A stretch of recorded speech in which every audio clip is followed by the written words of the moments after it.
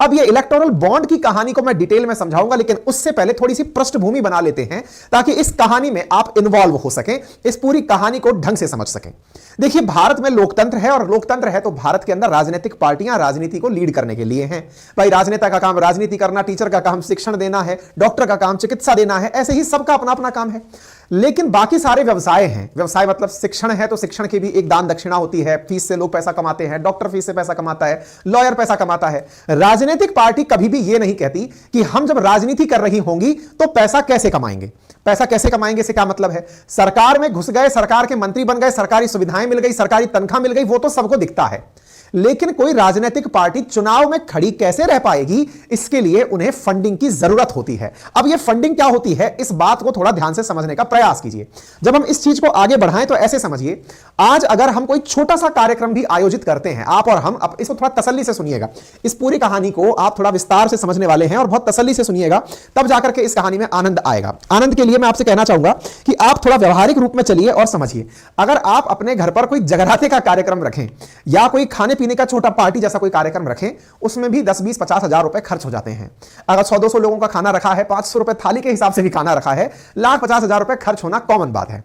लेकिन विचार कीजिए कि जब कोई राजनीतिक पार्टी एक बड़ा सा आयोजन करती है, बड़े से आयोजन का मतलब, अब सोचिए प्रधानमंत्री की मीटिंग का आयोजन किया जाना है। प्रधानमंत्री की मीटिंग होने वाली है, लाखों लोग आने वाले हैं, बड़ा सा टेंट लगने वाला है, भव्य होर्डिंग पोस्टर लगने वाले हैं, गाजे बाजे से अखबारों में विज्ञापन आने वाला है। कोई भी एक भी प्रकार का आयोजन अगर आप सिंपल लेमैन लैंग्वेज में भी काउंटिंग करने लगेंगे तो कम से कम 10 करोड़ रुपए का ऑन पेपर जाके बैठता है। अब आप चूंकि इस बात से अनभिज्ञ हैं, हो सकता है कभी आपने इस प्रकार के आयोजन का खुद ने कभी सफल क्रियान्वयन ना किया हो, इसलिए आप इस बात से अनभिज्ञ हो। लाख लोग आए हैं, उनको भोजन पानी देना है, घर से लाकर वापस घर भिजवाना है, उसका अखबार में विज्ञापन देना है, बड़ा आयोजन करना है, सब चीजें मैनेज करनी है, और इस पूरे मैनेजमेंट में पैसा खर्च होता है। तो करोड़ से लेकर 10 करोड़ टाइप की एक खर्चा नॉमिनल होता है। ठीक है साहब।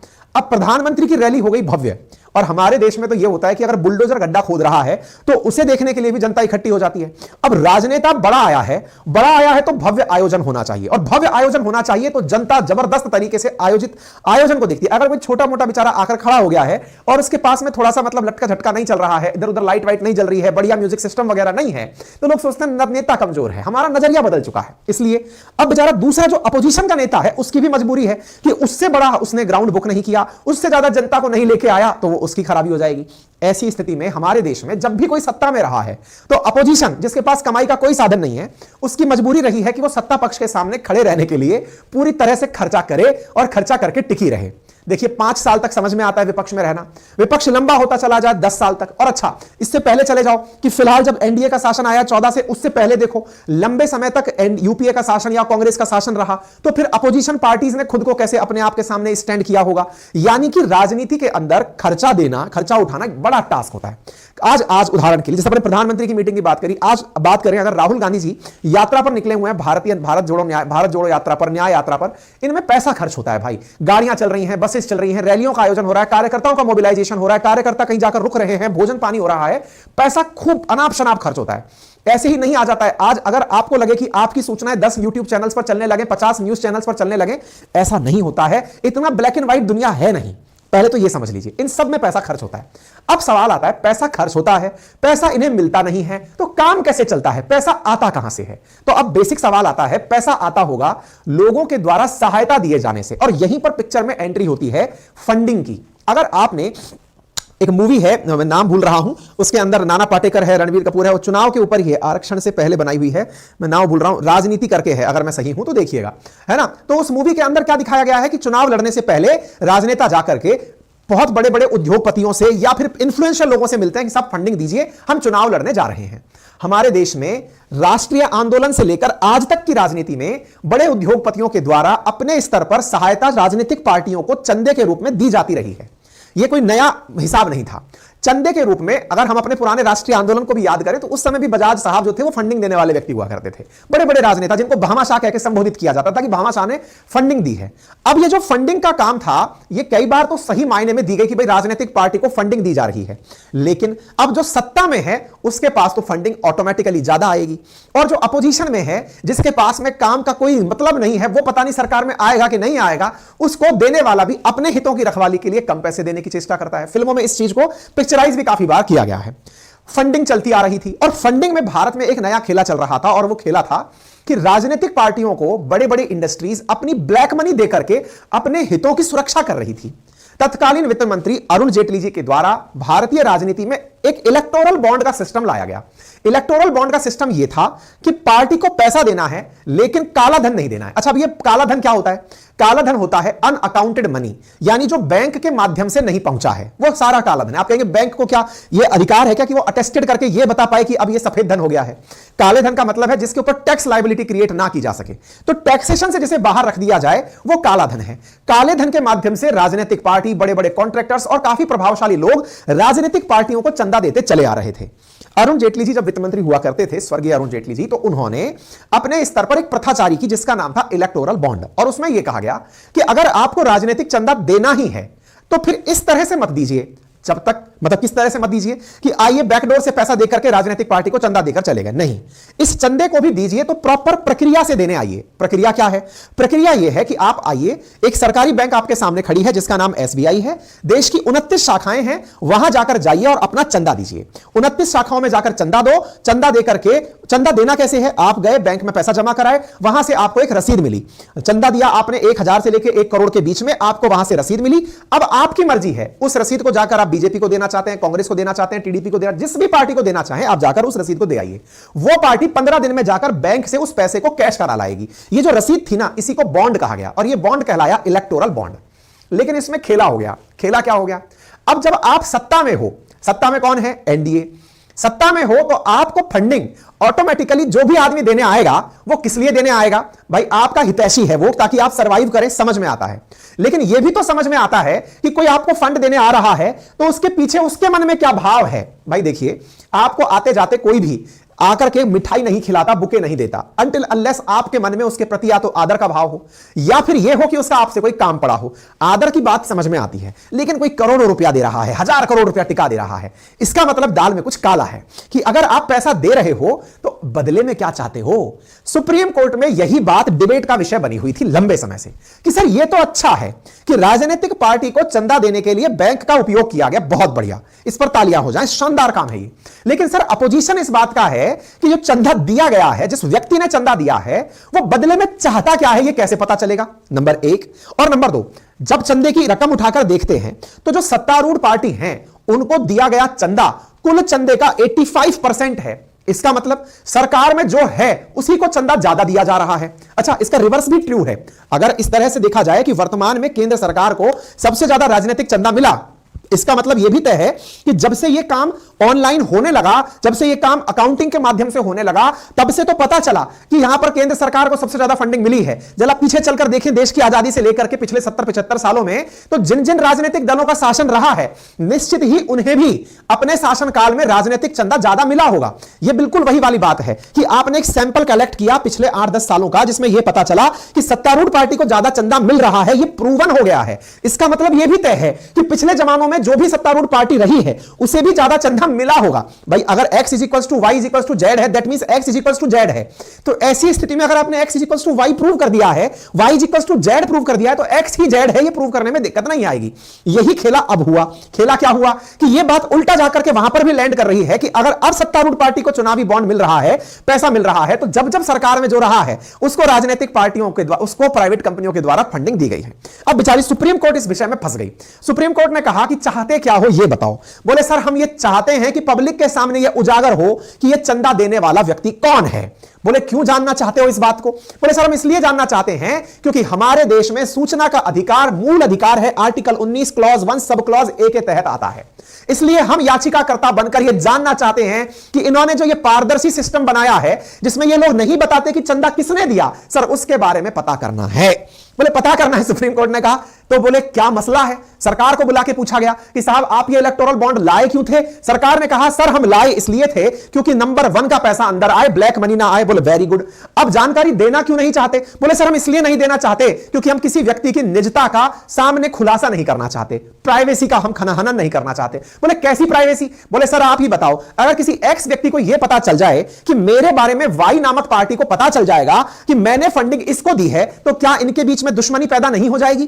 तो सीधा ही नाम ले लेते हैं। अगर मान लीजिए अडानी ने फंडिंग दी थी बीजेपी को, अब कांग्रेस को ऑन पेपर ये पता चल गया कि अडानी ने कांग्रेस को बीजेपी को फंडिंग दी और हमें नहीं दी, इसका मतलब तो ये सीधा हुआ ना सर कि अडानी और कांग्रेस भविष्य के लिए दुश्मन हो गए। और लोकतंत्र में एक ही पार्टी का शासन रहे ऐसा तो हो नहीं सकता। राजनीतिक पार्टियां आती हैं और जाती हैं, सरकारें आएंगी और जाएंगी। आदरणीय अटल जी का ये बहुत बड़ा स्टेटमेंट है। तो बोले सर पार्टियां तो आती जाती रहेंगी। अगर आपको यह पता चल गया कि जब सत्ता में थे इसने उसको फंडिंग दी थी, मुझको नहीं दी थी, क्या आपको नहीं लगता राजनीतिक द्वेष पैदा हो जाएगा? बोले हां। तो सर निजता का रक्षा करते हुए हमने यह जानकारी पब्लिक नहीं करी। तो भाई सत्ता पक्ष जो इलेक्टोरल बॉन्ड लेकर आया और जिससे सबसे ज्यादा लाभ कमाया, उसको तो अपनी तरफ का आर्टिकल मिला, आर्टिकल 21, जिसमें राइट टू प्राइवेसी निकल कर आया। और जो अपोजिशन की तरफ से चुनाव लड़ रहे थे, वो मतलब सुप्रीम कोर्ट के अंदर केस लड़ रहे थे, उनको मिला आर्टिकल 19 निजता का, वो sorry right to information, RTI जिसे कहते हैं, सूचना का अधिकार। बोले ये आर्टिकल 19 के तहत मूल अधिकार है।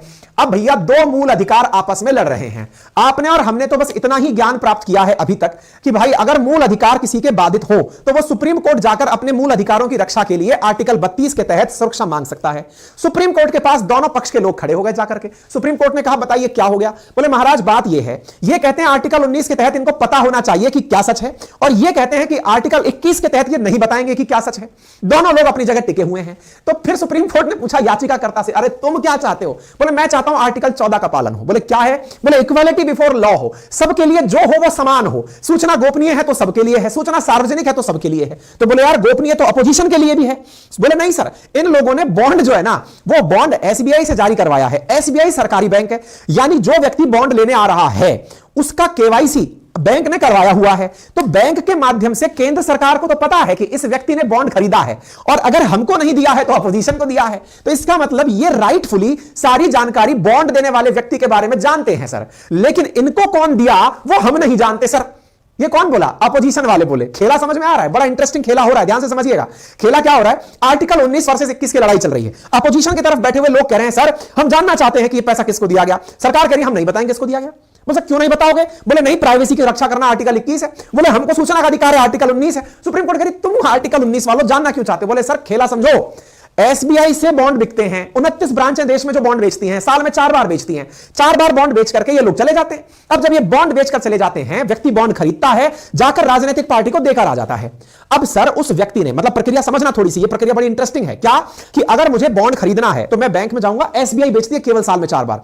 आप जाइए, आपने 1000 रुपए दिए, ऑनलाइन देना है या कैश में नहीं देना है, कुल मिलाकर के आपको नंबर 1 का पैसा देना है ना। बैंक में गए, आपने मान लीजिए 1 करोड़ रुपए जमा कराए और एक चंदे का रसीद खरीद ली। सब ये रसीद है, ये बॉन्ड कहलाया। इस बॉन्ड को ले जाकर अब आप फ्री हैं। अब आप जाए कांग्रेस में जाएं, बीजेपी में जाएं, किसी भी पार्टी में जाएं, जाकर के उस बॉन्ड को पकड़ा दीजिए, सर मेरी तरफ से ये आपको भेंट है। बोले ठीक है। अब ये जो व्यक्ति था ना जिसने 1 करोड़ जमा कराया, इसके बारे में बैंक को तो पता है, लेकिन अपोजिशन को नहीं पता है कि यह जाकर उधर दे आया है। बोले क्यों? क्योंकि बैंक ने तो उस व्यक्ति का केवाईसी, नो योर कस्टमर, कराया हुआ है। जिसको मिला है उसको पता है कि यह अपन को दिया है, लेकिन जो अपोजिशन बैठी है वो ये तो देख रही है कि बैंक के माध्यम से लगभग 8900 करोड़ रुपया चंदे में आया है, लेकिन भाई अपन को नहीं मिला। तो बोले किसको मिला? बोले साहब पता नहीं, उधर ही गया होगा। ठीक है, लेकिन रिवर्स चलते हैं। रिवर्स कहते हैं कि यार अच्छा तो है, किसी को नहीं पता चला। बोले सर नहीं, क्या चंदा तुम्हें नहीं मिलता क्या? बोले सर मिलता है, लेकिन इसमें एक मामला है। बोले क्या? जो व्यक्ति हमें चंदा देने आता है ना, वो पहले एसबीआई जाता है। एसबीआई जाता है तो बॉन्ड खरीदता है, अपना केवाईसी कराता है, और जब केवाईसी करा रहा होता है तो बैंक तो सरकारी है। सरकारी है तो सरकार बैंक से पूछती है बताइए तो जरा किसको पैसा दिया जा रहा है। बोले सर हम ये नहीं बताएंगे। कोई बात नहीं बेटे, हम तो अपना अकाउंट चेक करेंगे कि तुम हमको देने आए थे कि नहीं। मान लीजिए 1000 करोड़ का बॉन्ड बिका, उधर सरकार वाली पार्टी को मात्र 500 करोड़ ही मिला, बाकी 500 कहां है? बोले सर अपोजिशन के पास गया है। यानी कि वहां से ये तो क्लियर हो गया कि जो सरकार के पास नहीं आया वो अपोजिशन के पास गया है। यानी आपको तो सारी जानकारी मिल रही है, तो बताइए सर फिर समानता कहां है? तो बोले तुम क्या चाहते हो? बोले सर हम समानता चाहते हैं। समानता के लिए कौन सा अधिकार चाहते हो? बोले आर्टिकल 14 चाहते हैं। तो अब 3 आर्टिकल आगे फंस गए। आर्टिकल 19 अपोजिशन, आर्टिकल 14 बीच का जो याचिका करता है वो लेके बैठा इक्वालिटी बिफोर लॉ, लॉ के सामने सब समान हो। सरकार लेके बैठी है निजता का अधिकार, आर्टिकल 21। अब आपके लिए एक बड़ा प्रश्न बन गया, क्या सर ये तो तीनों वो आर्टिकल आपस में आकर उलझ लिए जिन्हें कि ये माना जाता है कि मूल अधिकारों की अगर त्रिपिट कहा जाए, त्रिपटी कहा जाए, तो ये तो वो तीनों आकर लड़ लिए। तो बोले अब सुप्रीम कोर्ट की तो बात फंस गई। सुप्रीम कोर्ट किसको सही बताए? हमने तो यही पढ़ा है कि मूल अधिकारों की रक्षा करने के लिए सुप्रीम कोर्ट है, लेकिन यहां तो आपस में मूल अधिकार ही लड़ लिए। अब हम क्या करें? ऐसी स्थिति में आर्टिकल 145 क्लॉज 3 हमें उपबंध देता है कॉन्स्टिट्यूशनल बेंच के गठन करने का। सुप्रीम कोर्ट के लिए हमारे संविधान में प्रावधान है कि यदि सुप्रीम कोर्ट खुद यह सोचकर तंग हो जाए कि यार ये तो संविधान का प्रश्न फंस गया है, अब क्या करें? सब्सटेंशियल क्वेश्चन ऑफ लॉ आकर फंस गया है, अब हम क्या करें? तो बोले ऐसी स्थिति में सुप्रीम कोर्ट अपनी एक संवैधानिक बेंच बिठाती है जिसमें मिनिमम 5 जजेस बिठाए जाते हैं। सामान्यतः डिविजनल बेंचेस बिठाई जाती है सुप्रीम कोर्ट में, 2 जजेस की, 3 जजेस की, लेकिन जब 5 जजेस की बेंच बिछाई जाए तो उसे कॉन्स्टिट्यूशनल बेंच कहा जाता है, संवैधानिक बेंच कहा जाता है। वो क्या करती है? वो ये चेक करती है कि क्या वाकई में सब्सटेंशियल क्वेश्चन ऑफ लॉ कहीं हार्म हुआ है क्या? बोले अब ये क्या होता है? बोले कहीं वाकई में ऐसा है क्या कि आर्टिकल 19 वाला भी परेशान है, 21 वाला भी परेशान है, 14 वाला भी परेशान है, तो चलो अब समय आ गया है, हमें एक नियम स्थापित करना पड़ेगा, सही को सही और गलत को गलत बोलना पड़ेगा। इसे कहते हैं संवैधानिक बेंच की स्थापना। उम्मीद है आपको यह बात समझ में आए। 2 बार, एक तो आर्टिकल 145 क्लॉज 3 के तहत और दूसरा जब राष्ट्रपति सुप्रीम कोर्ट से राय मांगता है तब भी संवैधानिक बेंच का गठन किया जाता है। अच्छा साहब, ये 2 बातें क्लियर हो गई। तो अभी का मसला क्या है? अभी का मसला यह है कि संवैधानिक बेंच बैठी, संवैधानिक बेंच सुप्रीम कोर्ट के अंदर बैठी, उसने 31 अक्टूबर के दिन सुनवाई करना शुरू करी, 3 दिन तक सुनवाई करी। 2023 में सुनवाई करके अपना फैसला रिजर्व कर लिया। आज की तारीख है 15 फरवरी। आज आकर के सुप्रीम कोर्ट कहता है कि इलेक्टोरल बॉन्ड असंवैधानिक है। इलेक्टोरल बॉन्ड असंवैधानिक है मतलब अनकॉन्स्टिट्यूशनल है। अनकॉन्स्टिट्यूशनल है इसका मतलब, बोले इसका मतलब संविधान के तहत दिए प्रावधानों के अनुरूप यह नहीं है। तो बोले क्या किया जाए? तो बोले इसके तहत जो भी जानकारी अभी तक गोपनीय रखी गई है, इसको पहले मार्च के प्रथम सप्ताह के अंदर जाके चुनाव आयोग को बताइए और द्वितीय उसके अंदर आकर के, द्वितीय वीक में आकर के जनता को बताइए। क्या आपको आसान भाषा में यह पूरा मसला समझ में आ गया है? अब मैं आपको केवल एविडेंस में चलती हुई स्लाइडें दिखाऊंगा, बाकी तो सारा मसला मैंने समझा दिया है। आ गया हो तो एक बार थम्स अप करके बता दो क्लियर हुआ है। तो चलिए साहब, लोकसभा चुनाव के कुछ महीने पूर्व ही आज 15 फरवरी को 6 साल पुरानी इलेक्टोरल बॉन्ड स्कीम को अवैध करार दे दिया गया है। असंवैधानिक करार देते हुए एसबीआई के द्वारा इलेक्टोरल बॉन्ड इशू बंद करने के बारे में तत्काल प्रभाव से कहा गया। 12 अप्रैल से सुप्रीम कोर्ट इस बात की सुनवाई कर रही थी और कहा है कि अब चुनाव आयोग को जाकर के आप सबको यह जानकारी देनी होगी कि क्या कुछ हुआ, कैसे हुआ। अनकॉन्स्टिट्यूशनल का मतलब होता है जो संविधान के अनुरूप ना हो। आर्टिकल 145 क्लॉज 3 और आर्टिकल 143 के तहत ही सुप्रीम कोर्ट संवैधानिक बेंच का गठन करती है जिसके अंदर 5 जजेस बिठाए जाते हैं। असंवैधानिक करार देने के पीछे मैंने आपको बता दिया कि अगर सुप्रीम कोर्ट के अनुसार, यानी सुप्रीम कोर्ट ने जो जानकारियां संविधान के अनुरूप पाई हैं, आर्टिकल्स के अनुरूप पाई हैं, अगर उनके अनुरूप चीजें नहीं पाती तो उन्हें असंवैधानिक कहती है। मैंने आपको बता दिया किस प्रकार से मूल अधिकार के आर्टिकल्स इसके अंदर कॉन्ट्रोडिक्ट कर रहे थे। ये 5 जजेस की बेंच है जो आपके सामने बोलती हुई सुनाई दे रही है। इन 5 जजेस की बेंच ने आर्टिकल 14 को, आर्टिकल 19 को, आर्टिकल 21(1) को ध्यान में रखते हुए, राइट टू इंफॉर्मेशन को प्रायोरिटी देते हुए सारी बातें कही। चूंकि इसके अंदर राजनीतिक चंदे की बात है तो राजनीतिक चंदा अगर 18-19 में देखें तो बीजेपी को 1450 करोड़, वहीं अन्य पार्टियों में अगर कांग्रेस को देखते हैं तो 383 करोड़ का चंदा प्राप्त हुआ था। इसी प्रकार से 2022-23 में 1300 करोड़ रुपए बीजेपी को, 171 करोड़ रुपए कांग्रेस को प्राप्त हुआ था। बाकी टीडीपी को 34 करोड़ रुपए प्राप्त हुआ था। यानी कि सत्ता पक्ष की तरफ अगर आप ध्यान से देखें तो चुनावी चंदा जो अब तक 8,970 करोड़ रुपए का दिया गया है, उनमें से सर्वाधिक चुनावी चंदा लगभग 6566 करोड़ रुपए का बीजेपी को प्राप्त हुआ है। वहीं दूसरा सेकंड हाईएस्ट लगभग 1123 करोड़ रुपए चंदा कांग्रेस को भी प्राप्त हुआ है। जो कांग्रेस इस मसले पर कह रही है कि यह हमारी विन है, यह हम जीत गए हैं, असल मायने में वो भी 1100 करोड़ रुपए प्राप्त कर चुके हैं। जो अपोजिशन ये बात बोल रही है कि हम जीत चुके हैं, वो भी अपने अपने स्तर पर, आप देखिए ऑल इंडिया तृणमूल कांग्रेस 1092 करोड़ रुपए प्राप्त करके ऑलरेडी यहां पर बैठी हुई है। यानी कि राजनीतिक चंदा सबको मिला। लेकिन ये वही वाली बात है, अगर दोस्तों में कंपटीशन हो और कोई ये कहे कि हमारा दोस्त टॉप कर गया है, यदि ये बात सुनकर के, मतलब सबसे बड़ी बात है, दोस्त फेल हो गया है तो दुख होता है, लेकिन सर्वाधिक दुख तब होता है जब दोस्त टॉप कर जाता है। या कुछ वैसा है, जिन राजनीतिक पार्टियों में कंपटीशन है, अगर उन्हें देखा जाए तो सत्ता पक्ष की तरफ 6566 रुपए करोड़ आया है, वहीं पर अपोजिशन के पास 9000 में से लगभग 2500 करोड़ रुपया अपोजिशन के पास गया होगा। यानी लगभग 2000 करोड़ से ऊपर अपोजिशन के पास भी गया है। और यह ट्रेंड दर्शाता है कि जिन्होंने भी पैसा दिया है निश्चित ही उन्होंने सरकार का कुछ ना कुछ तो भला चाहा होगा या सरकार से खुद का भला चाहा होगा। और अगर यह ट्रेंड रिवर्स चला जाता है तो भी एक चिंताजनक ट्रेंड स्थापित करता है। ऐसी स्थिति में इलेक्टोरल बॉन्ड का इतिहास भी जान लेते हैं साथियों। वर्ष 2018 में सबसे पहले इलेक्टोरल बॉन्ड लाया गया था। तब तत्कालीन वित्त मंत्री अरुण जेटली जी के द्वारा संसद में इसे पेश करते हुए कहा गया था कि काले धन की रोकथाम के लिए, ताकि जो पॉलिटिकल पार्टीज को चंदा दिया जाता है उस चंदे के अंदर ब्लैक मनी को इंसर्ट ना कराया जाए, चंदे को पूरी तरह से ट्रांसपेरेंट रखा जाए, ताकि जो भी चीजें हो वो बैंकिंग सिस्टम के माध्यम से हो, ऑन पेपर हो। इसी को ध्यान में रखते हुए इलेक्टोरल बॉन्ड लाए गए थे। इलेक्टोरल बॉन्ड जब लाए गए तो उसमें यह प्रावधान रखा गया कि एसबीआई जनवरी, अप्रैल, जुलाई और अक्टूबर 4 महीनों के अंदर बॉन्ड जारी करेगी। अपनी कुल 29 ब्रांचेस से वो बॉन्ड जारी करेगी और उन बॉन्ड को एक बार खरीदने के बाद फिर उन्हें वापस 15 दिन के अंदर पॉलिटिकल पार्टीज को कैश कराना होगा। वो पॉलिटिकल पार्टी के ऑनलाइन अकाउंट में ही ट्रांसफर होगा। फंडिंग के अंदर यह तय रखा गया था कि 1% वोट जिन्होंने प्राप्त किए हो पुराने चुनावों में, केवल वही 1% से ज्यादा वोट पाने वाले लोग ही इलेक्टोरल बॉन्ड का लाभ ले सकते हैं। पुराने लोकसभा और विधानसभा चुनावों में जिन्होंने इतना फंड प्राप्त किया होगा वही इलेक्टोरल बॉन्ड ले सकते हैं। तो इस प्रकार के तर्क वितर्क हुए। फाइनली जो चीजें निकल कर आई वो तो आपके सामने है कि इसे अनकॉन्स्टिट्यूशनल करार कर दिया गया है। ठीक है ना। केवाईसी के बारे में मैं ऑलरेडी आपको बता चुका हूं, बाकी तो अब आपके सामने सारी बातें क्लियर कर दी हैं। सुप्रीम कोर्ट में यह मामला गया था, सुप्रीम कोर्ट में क्या कुछ हुआ वो सारी बातें बता दी।